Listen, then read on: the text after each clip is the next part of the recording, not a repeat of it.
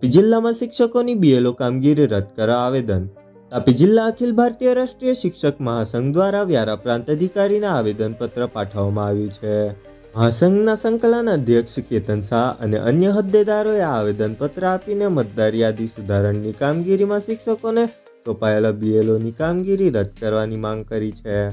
શિક્ષકોને શૈક્ષણિક કાર્ય સિવાયની વધારાની કામગીરીમાંથી મુક્તિ આપીને શિક્ષણ કાર્ય પર સંપૂર્ણ ધ્યાન કેન્દ્રિત કરવા દેવાની રજૂઆત કરવામાં આવી છે. હું કેતન શાહ, તાપી જિલ્લા અખિલ ભારતીય રાષ્ટ્રીય શૈક્ષિક મહાસંઘ સંકલન સમિતિના અધ્યક્ષ. આજ રોજ 4 વિધાનસભાના તમામ પ્રાંત અધિકારી સાહેબોને હમોએ શિક્ષકો પાસે બીએલઓની કામગીરી કરાવવા બાબત અને તેમાં પણ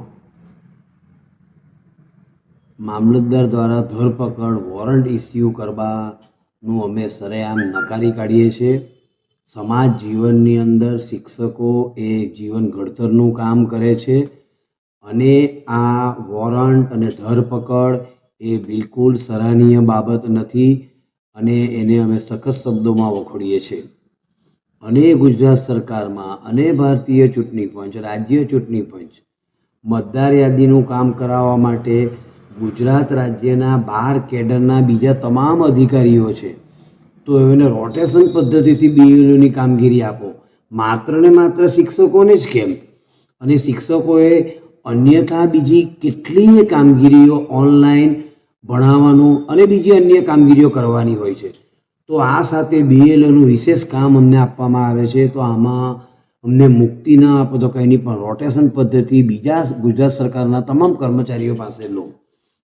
અને આ રીતે દંડાવાળા પોલીસ તંત્રની ઉપરવડ જઈને અમારા શિક્ષકોને ધરપકડ વોરંટ અને એઓને જેલમાં નાખી દેવાનું આવા બધા કૃત્યો કરે છે, જે સમાજ ક્યારે પણ સ્વીકારી ના શકે.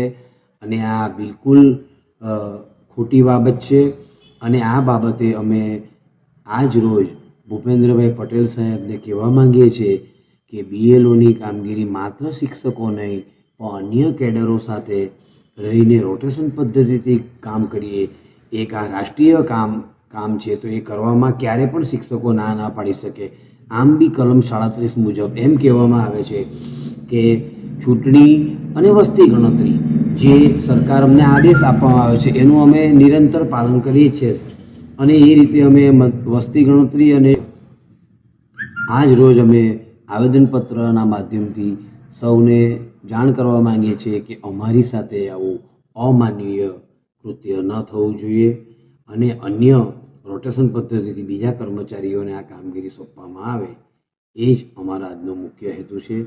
આ તબક્કે જુદા જુદા તાલુકાઓના અધ્યક્ષો, એ પ્રાથમિક હોય, માધ્યમિક હોય, ઉચ્ચતર માધ્યમિક, આચાર્ય સંઘ હોય, સરકારી તમામ સંઘોના અધ્યક્ષો આજરોજ જોડાઈને પ્રાંત સાહેબ ગાયકવાડ સાહેબને આવેદનપત્ર આપીને અમારી ઉચ્ચ રજૂઆત ઉપર સુધી પહોંચે અને આની અંદર કે સુધારા થાય, એ જ અમારી માગણી છે. અસ્તુ.